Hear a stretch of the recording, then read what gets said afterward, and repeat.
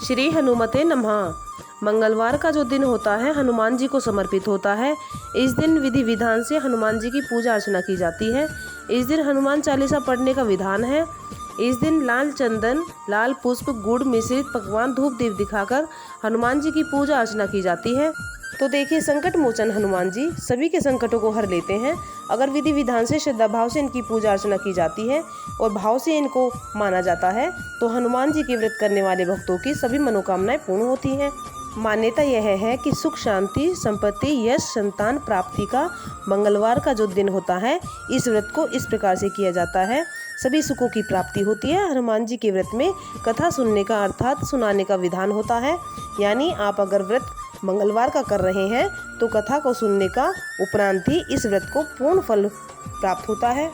शास्त्रों में भी वर्णन है कि कथा के बिना कोई भी व्रत पूर्ण नहीं होता है, नहीं तो व्रत अधूरा ही माना जाता है।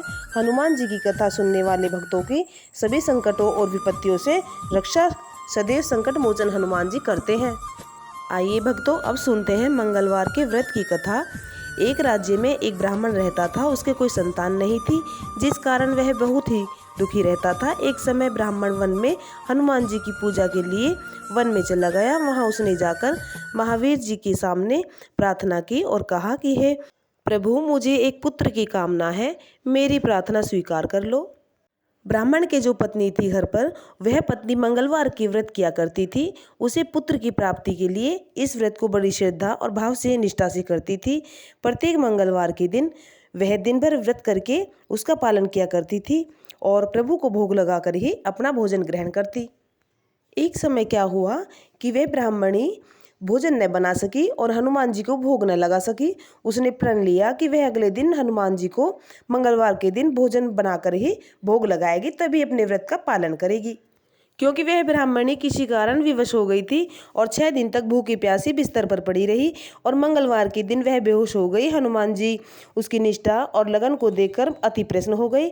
उनके आशीर्वाद की कृपा से ब्राह्मणी को एक सुंदर पुत्र प्राप्त हुआ।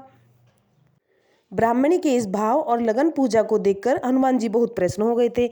हनुमान जी ने ब्राह्मणी को आशीर्वाद दिया और कहने लगे कि देखो, ये तुम्हारी बहुत सेवा करेगा। इसके साथ ही हनुमान जी इतना कहकर ब्राह्मणी से वहां से अंतर्ध्यान हो गए। इसके बाद ब्राह्मणी का जो पति था वह घर पर आया और उसने अपनी पत्नी से पूछा कि ये बालक कौन है। तो उसकी पत्नी ने कहा कि हनुमान जी की कृपा से मुझे ये बालक प्राप्त हुआ है, ये हमारा पुत्र है और मैंने इसका नाम मंगल रखा है।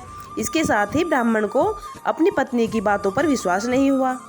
इसके साथ ही ब्राह्मणी प्रत्येक मंगलवार को व्रत रखती और हनुमान जी का पूजन करती और उनकी विधि विधान से धूप दीप दिखाकर पूजा अर्चना करती और भोजन का भोग लगाकर स्वयं भोजन ग्रहण करती और विधि पूर्वक से व्रत का पालन करती। इस पर ही ब्राह्मणी के पति संकोच में थे, क्योंकि उनको अपनी पत्नी की बातों पर विश्वास नहीं हुआ।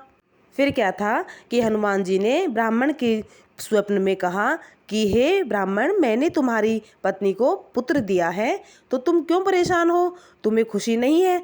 फिर इस पर उन्होंने कहा कि मैंने उसके इस व्रत के करने के प्रभाव से ही मैं अति प्रसन्न हूँ। मैंने उसे फल के रूप में यह सुंदर बालक तेरी पत्नी को दिया है। इस प्रकार से उस ब्राह्मण को यह सब कुछ जानकर बहुत खुशी हुई। इसके साथ ही वह ब्राह्मण दंपति प्रत्येक मंगलवार को व्रत करता और बड़े भाव से निष्ठा से हनुमान जी का पूजन करता, श्रद्धा भाव से। फिर तो क्या था कि दोनों पति पत्नी प्रत्येक मंगलवार का व्रत करते और कथा को सुनते और उनका विधि विधान से पूजन करते और प्रभु को भोग लगाकर ही स्वयं भोजन का ग्रहण करते। इसी प्रकार से अपना जीवन व्यतीत कर रहे थे। इसी तरह से जो भी व्यक्ति मंगलवार का व्रत सच्चे भाव से निष्ठा से करते हैं, हनुमान जी उनकी सभी परेशानियों का अंत कर देते हैं और उनकी सभी मनोकामनाएं पूर्ण करते हैं। संकट मोचन हनुमान जी हैं, बड़े दयालु हैं, सभी के संकटों को हर लेते हैं। जो भी व्यक्ति मंगलवार के व्रत में कथा को सुनता है अर्थात दूसरों को सुनाता है, उसके घर में धन धान्य के भंडार भर जाते हैं और सुख समृद्धि प्राप्त होती है और उसके समस्त पाप नष्ट हो जाते हैं और जीवन में वे सभी सुखों को भोगकर परलोक में स्वर्ग में चले जाते हैं। वीडियो पसंद आई हो तो वीडियो को लाइक करें, सब्सक्राइब करें, शेयर करें, कमेंट में श्री हनुमान जी की जय अवश्य लिखें।